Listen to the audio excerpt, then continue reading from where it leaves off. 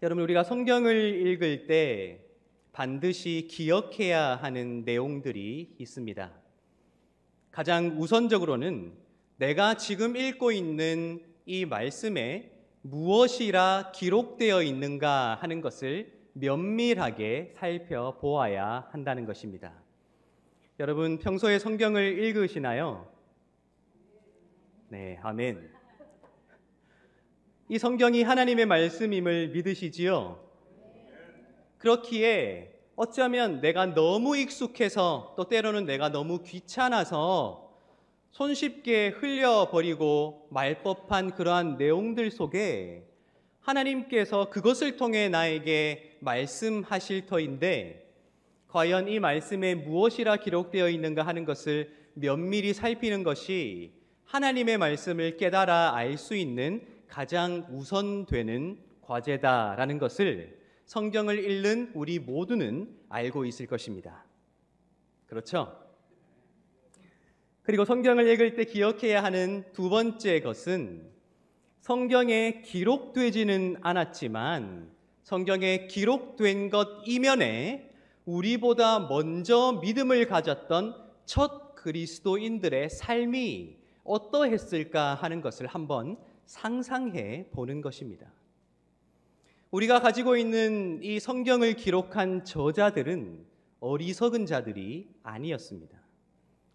하나님께서 굉장히 지식이 넘쳐나고 똑똑하며 또한 하나님의 말씀을 하나님의 말씀이라 고백할 수 있는 그런 믿음의 감수성을 가진 자들을 선택하셔서 이 말씀을 기록하게 하셨을 텐데 이 성경의 저자들은 그렇게 하나님께서 말씀하신 바를 우리들에게 굉장히 잘 알려주기 위하여 이 말씀을 기록하되 그 자신들이 어떤 삶 속에서 이 말씀을 통해 어떤 믿음을 추구해 왔는가 하는 것들을 우리에게 보여주기 위해 이 말씀을 기록했다는 사실을 우리는 잊지 말아야 한다는 것입니다.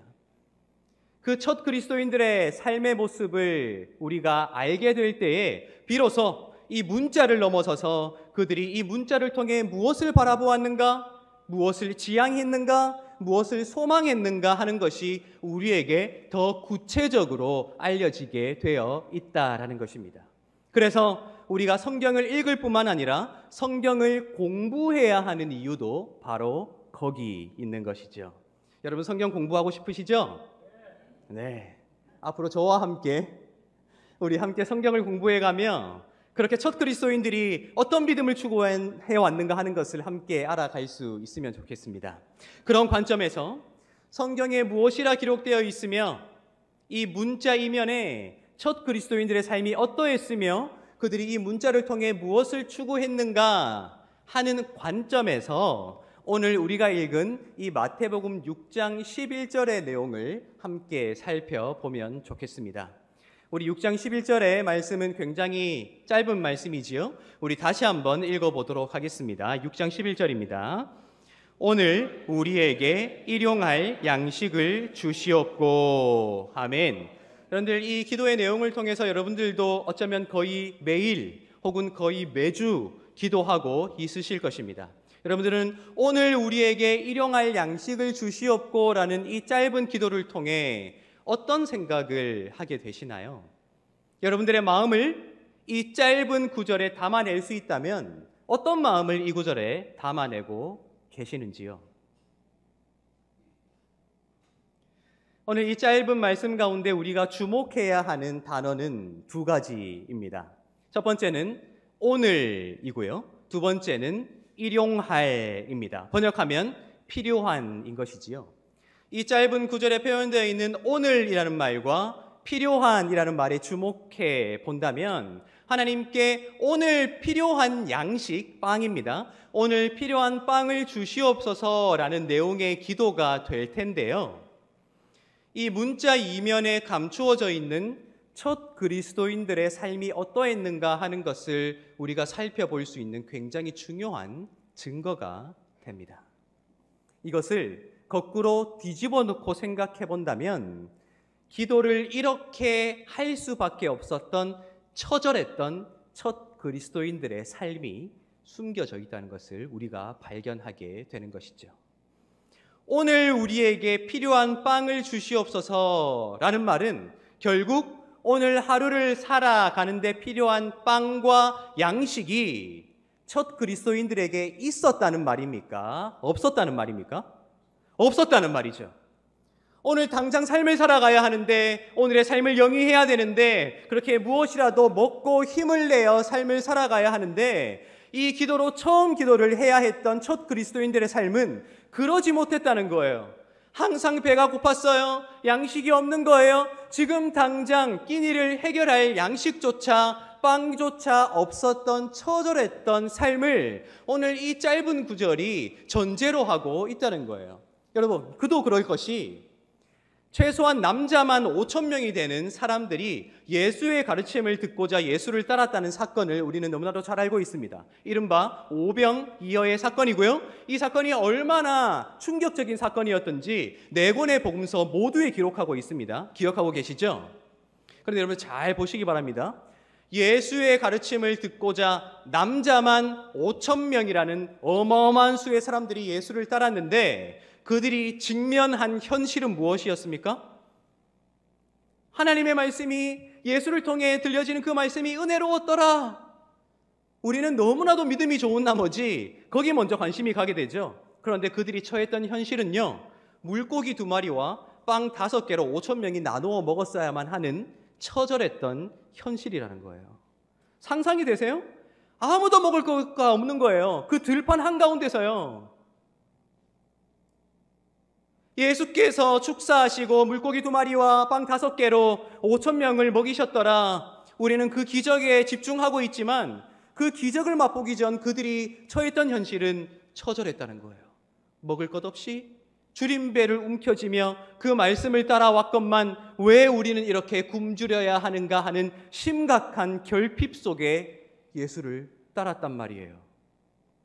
누가복음을 보시면 어떻게 되어 있나요? 그 남성 중심의 사회였던 그 유대 사회 속에서 예수와 그 제자들을 섬기기 위하여 여성들이 그들이 가진 것으로 그들을 공개하였더라. 남성 중심적인 사회에서 여성들이 그들이 가진 것으로 그들을 섬겨야 했을 만큼 가난했고 궁핍했던 그들의 상황이 이미 예수의 시대로부터 그들에게 찾아왔다는 거예요. 그러니까 예수께서 기도를 가르치시되 오늘 우리에게 일용할 양식, 지금 당장 먹을 빵을 주십시오. 하나님의 기적과도 같은 그 방법을 기도하고 기대할 수밖에 없었던 이유가 우리가 외면하고 있었고 모르고 있었으며 눈 감고 있었던 그들의 현실 속에서 드러나게 된다는 거예요. 처절하지 않습니까? 최소한 우리는 알고 있죠. 주일 오전 11시 이 자리에 나와 예배드리면 예배가 끝난 후에 우리를 기다리는 것이 있다. 그것이 무엇입니까? 네, 어디 내놔도 자랑할 만한 우리 교회 식당에서 맛있는 밥을 먹게 될 것이다. 저는 지금도 꼬르륵거리고 있고요. 여러분들도 기다리고 계시지 않습니까? 그런데요, 첫 그리스도인들의 삶은요, 전혀 그렇지 못했다는 거예요. 굶주렸어요. 배고팠어요. 오늘 하루에 한 끼로 만족하고 1인 1식, 1일 인식하면서 건강한 삶을 유지해 나가자 하는 것을 선택할 수 있는 우리와는 전혀 달리 그들은 당장 먹을 빵조차도 없어서 그것을 하나님께 구해야 했던 현실을 그들이 살았다. 그 현실이 오늘 필요한이라는 두 단어에 처절하게 녹아들어가 있다는 것입니다.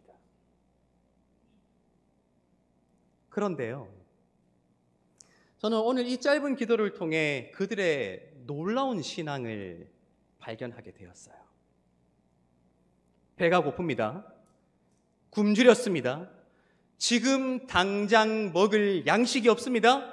기적적인 방식으로 하나님의 도우심을 간구해야 하는 처절한 위치 속에 놓여 있습니다. 그런데 놀랍게도요, 예수께서는 그 처절한 기도를 어떤 맥락에 위치시키고 계십니까? 보세요, 여러분.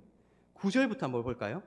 우리가 잘 알고 있는 기도입니다. 그렇죠? 흔히 주기도문이라고 알려진 기도인데요. 예수께서 이 처절한 양식을 구하는 기도를 어떤 맥락에 포함시키셨는가 하는 것을 이 기도의 시작과 끝을 통해 알게 됩니다. 제가 9절과 10절을 읽어드릴게요. 한번 들어보시기 바랍니다. 그러므로 너희는 이렇게 기도하라. 하늘에 계신 우리 아버지여, 이름이 거룩히 여김을 받으시오며 나라가 임하시오며 뜻이 하늘에서 이루어진 것 같이 땅에서도 이루어지이다 라고 되어 있어요. 여러분, 지금 이게 상상이 되십니까? 헐벗고 굶주리고 배고프고 처절한 비참함 속에 놓여 있는 그들이 기도하되 그 배고픔과 처절한 상황을 먼저 하나님 앞에 읍소하지 않는 겁니다. 무엇을 위해 먼저 기도합니까? 하늘에 계신 우리 아버지, 아버지의 이름을 거룩히 여김을 받으시오며, 하나님께 부탁하는 거죠. 하나님의 이름이 거룩히 여김을 받아주십시오라고 말입니다. 그렇다면 그렇게 거룩하게 해드릴 존재는 누구입니까? 지금 처절한 그 그리스도인들 말입니다. 배고픈 그리스도인들, 굶주린 그리스도인들, 굶주렸으나 배고프나 힘들고 고난 속에 있으나 그들이 먼저 구해야 할 것은 그것을 해결하기 위한 실용적인 기도가 아니라 먼저 하나님의 이름이 거룩함을 받으셔야 한다는 그 위대한 기도로 시작한다는 거예요. 10절은 어떻게 되어 있습니까? 나라가 임하시오며. 내가 지금 당장 배고픈데, 내가 쓰러지겠는데 나라요? 나라가 임하시오며 뜻이 하늘에서 이루어진 것 같이 땅에서도 이루어지이다. 하나님의 뜻이 우리가 배부른 거 아닙니까? 우리 지금 이 땅에서도 배부르게 해주십시오라는 내용이 아닌 거예요. 그리고 간단하게 오늘 우리에게 일용할 양식을 주시옵고 우리가 우리에게 잘못한 자를 용서하여 준 것 같이 우리 죄를 용서해 주십시오. 13절 보세요. 우리를 시험에 들게 하지 마시옵고 다만 악에서 구하시옵소서. 나라와 권세와 영광이 아버지께 영원히 있사옵나이다. 아멘이라고 되어 있다는 거예요. 예수께서 가르치신 기도, 그리고 처절한 환경 속에서 이 기도로 하나님께 기도 올려드려야 했던 이 첫 그리스도인들의 삶과 그들의 기도의 내용이 너무나도 괴리되어 있다는 것을 우리는 발견하게 돼요. 그런데 그 괴리 속에서 첫 그리스도인들이 자신들의 상황을 통해 무엇을 지향하고 있는지가 명확하게 드러나고 있다는 겁니다. 무엇입니까? 자신들이 배고파야만 하는 상황, 자신들이 아파야만 하는 상황, 자신들의 고난의 상황, 자신들의 그 처절했던 상황 속에 그들 자신이 갇혀 있거나 지배당하거나 휘둘리고 있는 것이 아니라 우리가 배부르든지 배고프든지 우리에게 일용할 양식이 있든지 없든지 그 모든 것이 어떤 맥락 속에 있다는 것을 고백하고 있는 것입니까? 하나님의 이름이 거룩히 여김을 받으셔야 하고 하나님의 뜻이 하늘에서와 같이 땅에서도 이루어져야 하며 우리가 누군가를 용서해야 하며 나라와 영광과 권능이 영원히 아버지께 있어야 한다는, 어쩌면 현실에 처절했던 상황을 뛰어넘고 그것을 딛고 일어서서 모든 믿음이 있는 자들이 함께 추구해야 할 바, 그 하나님의 함께하심과 역사하심과 섭리하심으로 그들의 처절했던 상황을 이겨나가고 있노라. 그렇게 그 상황이 자신들을 가두어 두지 못한다는 그 사실을 이 짧은 기도를 통해 우리에게 도전하고 있다는 거예요. 그 기도를 드린 후에 어쩌면 하나님께서 그들의 배고픈 그 처절했던 상황을 해결해 주셨을지도 모르겠어요. 하지만 우리는 알고 있습니다. 서기 30년경 예수께서 이 기도를 가르치신 후에 서기 313년 기독교가 로마 제국의 공인되기 전까지 그리스도인들의 삶이 얼마나 처절하게 짓밟혔는가 우리는 알고 있죠. 핍박의 대상, 의심의 대상, 미움의 대상, 혐오의 대상으로서 어쩌면 이 거룩한 기도의 내용이 그들의 삶에 이루어진다는 그 아름다운 현실보다 그들은 어쩌면 계속해서 쉬지 않고 찾아오는 그 처절했던 환경에 계속해서 놓였을지도 모르겠어요. 하지만 놀라운 게 뭔지 아세요? 그 처절했던 환경에 놓였던 그들의 믿음이 그 처절했던 환경 때문에 가로막혀 끊겨버리고 우리에게 전달되지 못했던 것이 아니라 지금까지 우리에게 전달되었다는 거예요. 무엇을 의미하는 것입니까? 그들은 첫 그리스도인들이 이 기도를 통해 상황의 지배를 받지 아니하고 상황에 갇히지 아니하고 추구하고자 했던 그것을 끝까지 지켰다는 거예요. 나에게 채워지든 채워지지 않든, 나에게 기쁨이 찾아오든 고난이 찾아오든 내가 그것을 딛고 하나님을 바라볼 수 있다면, 하나님의 이름과 하나님의 거룩함과 하나님의 뜻과 하나님의 나라와 영광과 권능을 바라볼 수 있다면 그 모든 것들에 좌지우지되지 아니하고 오히려 그것을 딛고 일어서서 하나님만을 바라보겠다는 그들의 믿음의 지향이 오늘 이 짧은 이 기도를 통해 전제되어 있고 우리에게 전달되어지고 있다는 거예요. 여러분, 솔직히 생각해 보시기 바랍니다. 오늘 우리에게 일용할 양식을 주시옵고 혹시 이 자리에 일용할 양식이 없어 이 기도를 문자 그대로 기도해야만 하는 분들이 얼마나 계시는지요? 감사하게도 극히 드물 것입니다. 우리는 절대적 빈곤에서 벗어났고 이제는 일용할 양식보다는 얼마나 더 많은 것들을 쌓으며 살아갈 것인가를 고민하는 시대가 되었기 때문입니다. 노동의 가치가 떨어지고 불로소득에 대한 열망이 사람의 그 욕망들을 자극하는 시대. 이제는 일용할 양식보다, 그렇게 일용할 양식을 주실 하나님보다 하나님께서 주신 것을 더 귀하게 여기는 시대가 되어버렸지 않습니까? 내가 좋은 직장에 취직할 수 있도록 도와주십시오. 내 사업이 잘 될 수 있도록 도와주십시오. 내 자녀가 잘 될 수 있도록 도와주십시오라고 기도하면서 언제부터인가 그 풍요함과 풍족함에 빠져 그것이 하나님을 향해야 하는 우리의 시선을 가리고 있다는 사실을 우리는 발견할 때가 굉장히 많이 있는 것이죠. 가난했으나, 어려웠으나, 고난이 있었으나, 찢겼으나 거기에 가려지지 아니하고 그것을 뛰어넘어 하나님을 바라보았던 첫 그리스도인들의 신앙의 용기들이 이제는 하나님께서 채워주신 것이 마치 하나님인 양 섬기며 퇴색되어져 가고 있고 허물어져 가고 있다는 거예요. 첫 그리스도인들의 기도 속에 오늘 우리에게 일용할 양식을 위해 기도해야 했던 그 처절함이 묻어 있었다면 오늘 이 시대 우리는 오히려 하나님을 기억하기 위해 오늘 우리에게 필요한 궁핍을 주시옵소서. 우리에게 필요한 상처를 주시옵소서.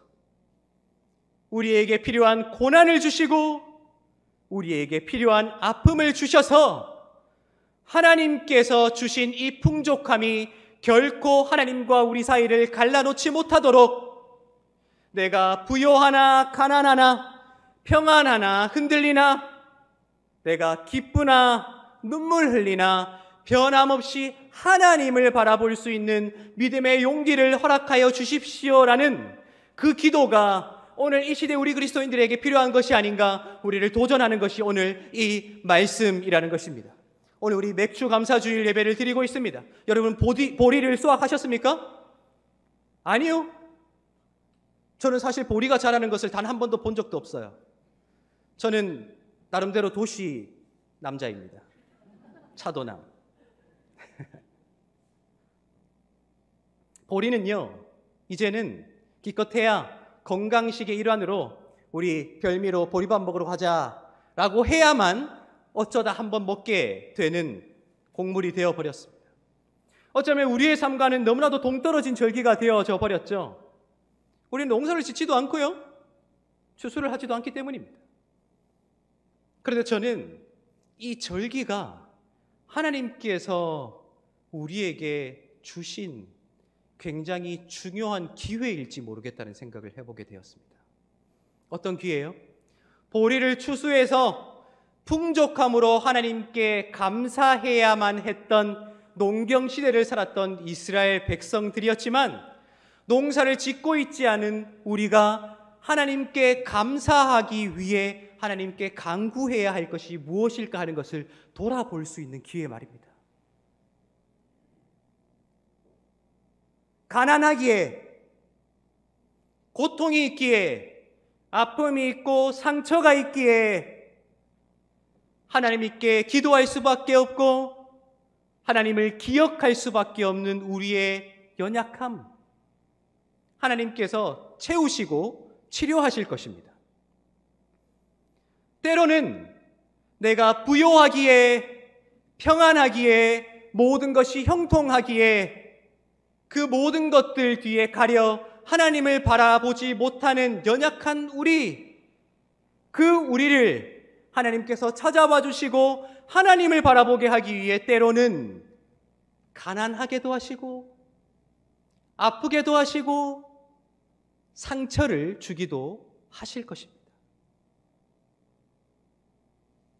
예수를 믿는 순간, 하나님의 자녀가 되는 순간, 우리가 살아가는 이 현실이 장밋빛 인생과 같이 모든 것이 형통하고 아름답게 될 것이라는 그러한 허울뿐인 약속이 아니라 여전히 아프고 여전히 힘들고 여전히 고통스러우나 우리로 연약하게 그 상황에 지배를 당하지 아니하고 그 상황에 종속되지 아니하고 그것을 딛고 일어서서 오히려 하나님을 바라볼 수 있는, 하나님의 뜻을 간구할 수 있는 그 위대한 신앙으로 그 모든 것들을 이겨 나아가야 한다는 그 믿음의 용기를 하나님께서 오늘 우리에게 주시기를 원하시는 것이 아닐까, 우리가 마땅히 생각해 볼 수 있어야 한다는 것입니다. 여러분, 저는 여러분들을 생각할 때마다 간절히 기도하는 것이 있습니다. 물질적인 어려움을 당하는 분들, 육신의 연약함, 마음의 상처로 힘들어하는 분들이 하나님의 은혜로 말미암아 그 모든 것들을 극복해내고 하나님이 물질의 복을 주시고 건강의 복을 주시고 마음의 상처도 치료하여 주실 것을 저는 항상 여러분들을 생각하며 기도해요. 그런데 제가 더 근본적으로 위에서 기도하는 것이 뭔지 아세요? 우리가 기대하는 것처럼 하나님이 우리에게 더해주지 않는 것처럼 느껴질 때에도 왜 나는 기도하나 여전히 나는 아픈가? 왜 나는 예수를 믿으나 여전히 내 마음속에 상처가 있는가 하는 그 회의감 가득한 생각들이 나를 찾아온다 할지라도 우리가 거기에 고개 숙이거나 무릎 꿇지 아니하고 그 모든 것들을 딛고 일어서서 하나님을 바라볼 수 있는 용기를 가지게 되면 좋겠다고 저는 그렇게 기도해요. 여러분 생각해 보시기 바랍니다. 제가 계속해서 첫 그리스도인들의 삶을 이야기하고 있는데요. 예수를 믿는 그 믿음으로 예수를 믿고 그리스도인이 되었다는 그들의 존재의 변화가 가지고 왔던 결과가 무엇이었습니까? 잘 살게 되었더라. 부요하게 되었더라. 모든 것이 풍족하게 되었더라. 아니요. 아니요. 예수의 첫 제자들은 어떠했습니까? 극히 소수를 제외하고는 모두 우리 인간의 관점에서는 처참한 죽음을 맞이했습니다. 그들이 부자였습니까? 아니요. 그들은 항상 쫓겨다녔고 항상 고난당했습니다. 그들이 평안히 가족과 함께 사랑을 나누며 살 수 있었습니까? 아니요. 자신의 믿음으로, 자신이 버릴 수 없었던 그 믿음 때문에 자신의 가족들이 죽어가는 모습을 보아야 했습니다. 그런데 그들은 어떻게 그것을 이겨낼 수 있었나요? 그들에게 찾아왔던 그 처절한 상황들을 마치 자기 자신들이 홀로 외딴 섬처럼 억지로 견디며 살아간다고 여기는 세상 모든 사람들이 그저 그렇게 편리하게 생각하는 그 상황에 함몰되어 있지 않았기 때문이에요. 오히려 자신들의 아픔이, 자신들의 상처가, 자신들의 고난이 자신들의 초라하고 볼품없는 그 외형적인 모습이 하나님의 뜻을 이루어 놓을 수 있으며 우리로 잠시 잠깐 살아갈 이 땅에 갇혀 있는 것이 아니라 영원한 하나님의 나라를 사모할 수 있는 근거가 될 수 있다면 마땅히 기쁨으로 감사함으로 그것을 당해내겠다 다짐할 수 있는 믿음의 용기가 있었기에 그들은 이겨낼 수 있었단 말이에요. 이제 우리가 그러한 믿음을 회복할 수 있어야 할 것입니다. 맥주 감사주의를 지나며 하나님께 감사하면 이후에 모든 삶이 형통하게 바뀔 것이라 기대하는 연약함은 어쩔 수 없습니다. 우리가 연약하기 때문에 그렇게 기도할 수밖에 없겠죠. 하지만 우리가 기대하는 것과는 정반대의 상황이 우리를 찾아오게 될 때 여러분들 쉽게 포기하시겠어요? 내가 원하는 만큼 돈이 벌리지 않는 거예요. 내가 원하는 만큼 내 마음이 평안하지 않는 거예요. 내가 원하는 만큼 관계가 잘 풀려지지 않고요. 항상 상처와 아픔이 있는 거예요.